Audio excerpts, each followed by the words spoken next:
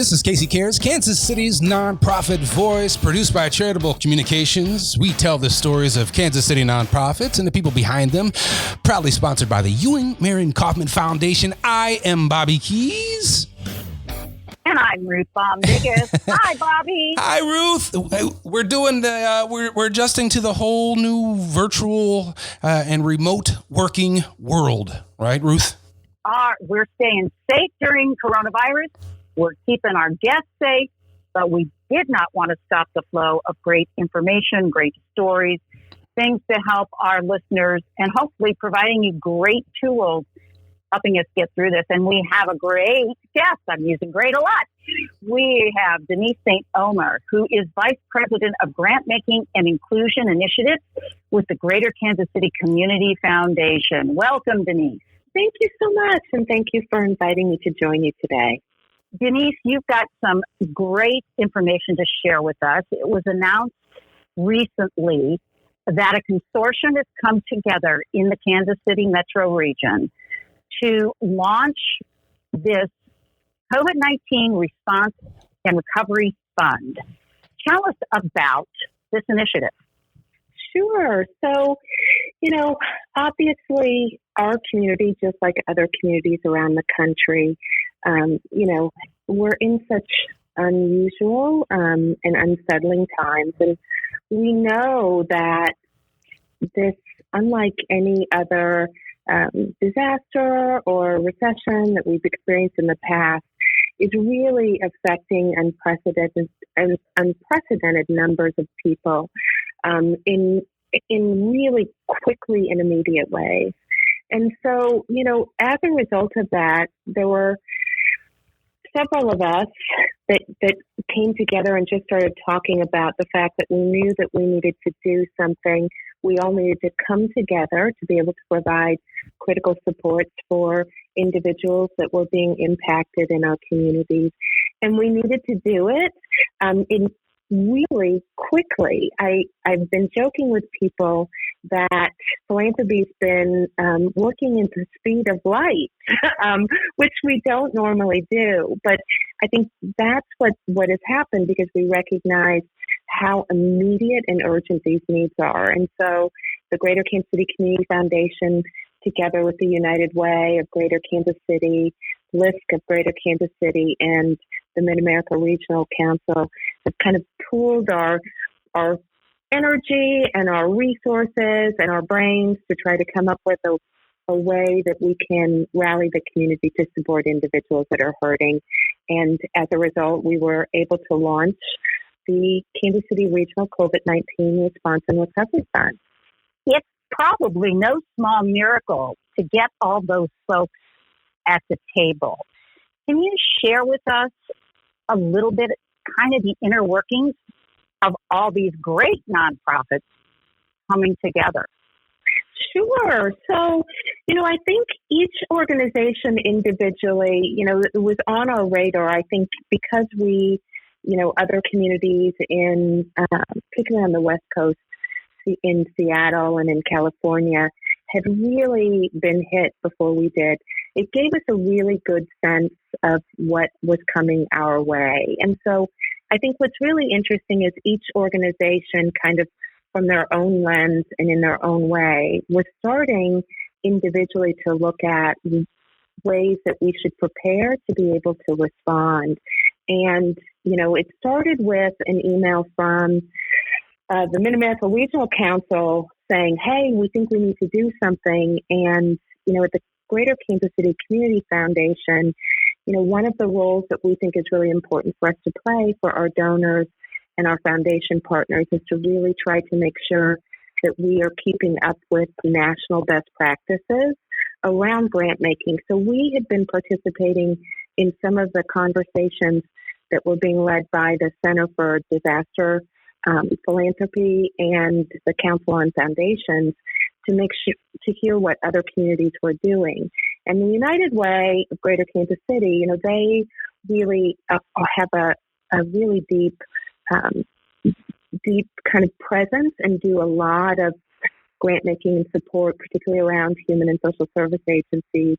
And so together with LISC, that does a lot of work in the community, they were also looking at and trying to figure out how that was going to impact the agencies that they work with and the people that they serve.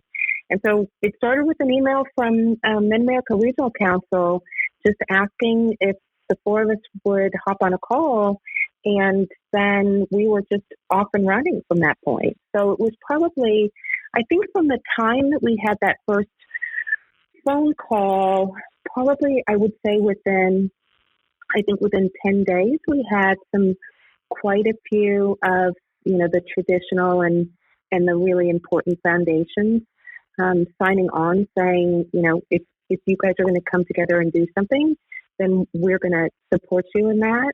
And then it felt like we've just been running fast and building as we go, and here we are.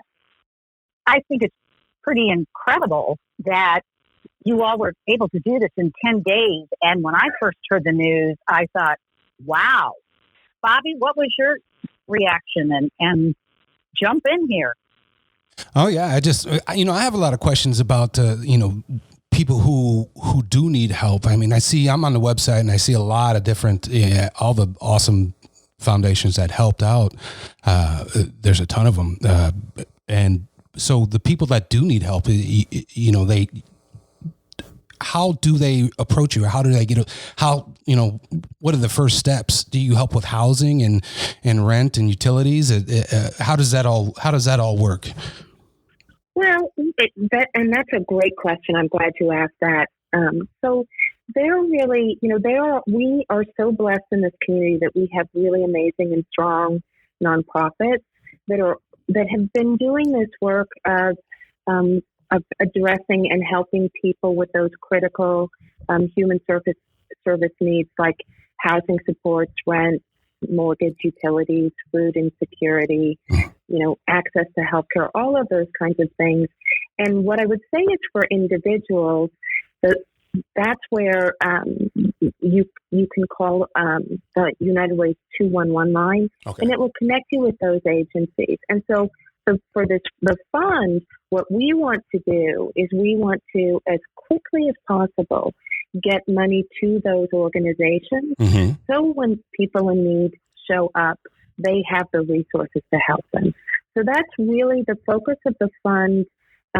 We refer to it as a response and recovery fund because we know they're going to be long-term impacts. Yeah. The response aspect of the fund right now is for us to quickly deploy grant dollars to those organizations.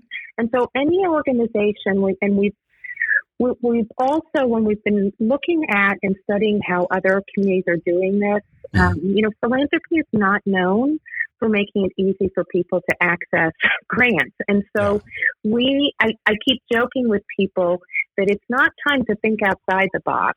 The box is gone. Right. So it's time for us to do things differently. So we have a process right now where any nonprofit that wants to lift up their needs and their clients' needs to us, there's a place on our website, and they can fill out a really simple form and get that information in front of us. Mm-hmm. And then we have an advisory committee that is going to be looking at all of those. And on a rolling basis, we're going to be getting grants out to those organizations. So it is as simple a process as we could come up with, mm-hmm. Which is what we've been hearing kind of nationally. If you want to have a fund that is designed to get money out the door quickly. Yeah. So so for individuals, it's 211 is your best way. Mm-hmm. And for nonprofits, if you can go to our website and get your information up in there. And one of the things I think is going to be really, because this is different from the way philanthropy normally works, there's mm-hmm. a couple of things that I think is really important, and I want to thank you for giving me this platform to get Absolutely. This message out to nonprofits. So we're hoping to get the first round of grants out within the next week to 10 days. Oh, wow. Okay. And what I can tell you is, just in the first just in the first week, we had about 300 nonprofits lift up their needs to us.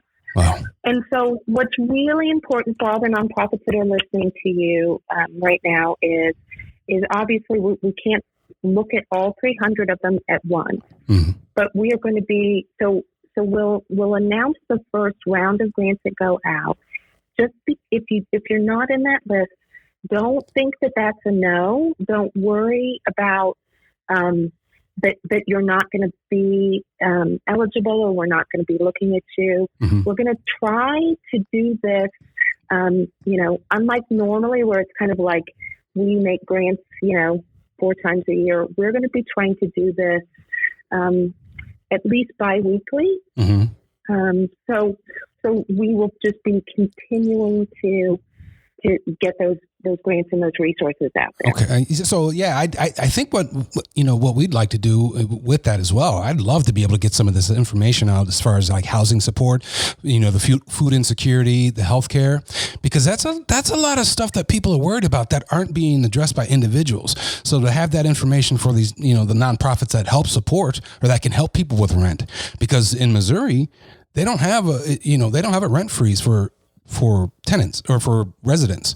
No, Bobby, and I think you're exactly right, because that's one of the things we know. When we it feels like every morning I wake up and the numbers of people that are finding themselves out of work or laid off or furloughed or whatever you want to call it, is just astronomical. Yeah. And so what we know is that there are lots of individuals that have never found themselves in that position before that are in that position. And so it really is, 211 is just such a great resource for individuals that want to know, where do I go to get assistance? And then our job is to make sure that those nonprofits have the dollars to help people. Yeah, that's amazing. So Denise, I'm hearing you say, don't give up if you're a nonprofit and you apply and you don't make this first 10 days. It's a rolling type of thing. We can direct folks to your website, which is www.growyourgiving.org/COVID, COVID. You don't have to have the 19, so don't get confused. It's just COVID. Yes. Let's talk about, so you all are also asking those who have the ability, are you not, to donate financially? We sure are. We have, it never ceases to amaze me. I keep telling everyone that I have been overwhelmed but not surprised by the overwhelming response, because we live in such an amazing community.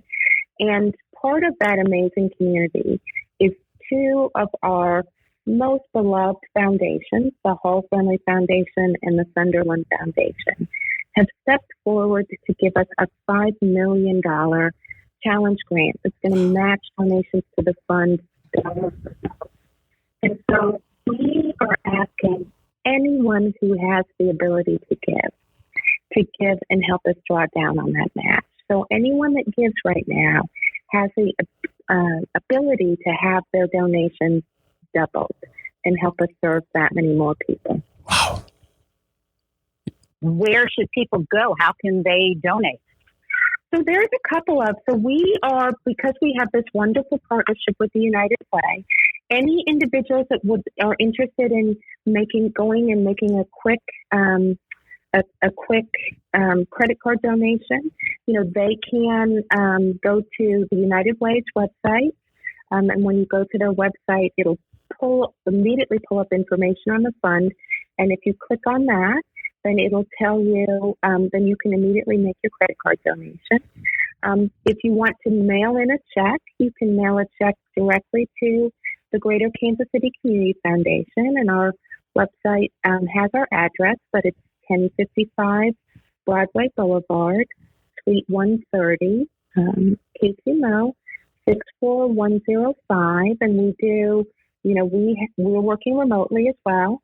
But we do have essential employees that go in on a scheduled basis so that we can still process any of those gifts that come in through the website. Or if you're a donor and you have a donor advised fund at the Community Foundation, then you can just log on to your fund and make that gift that way, or send an email, reach out to our donor services department, and they can help you with that as well. Well, thank you very much. I mean, we only got a minute left. And so once again, so if people need help, nonprofits, they can actually go to the website at growyourgiving.org/COVID. And then for individuals, who do need that help with the housing support, the rent, the mortgage, some of the things that aren't, covered. If you need food, access to healthcare, they help nonprofits who support those different verticals and those different needs for everybody. So we appreciate everything you do. Well, thank you so much for giving me this opportunity to talk about this amazing effort. And it's been the most rewarding work of my time in philanthropy to be able to be a part of it.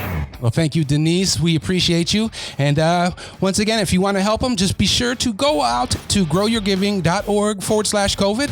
And we'll be back. Casey Cares, Kansas City's nonprofit voice.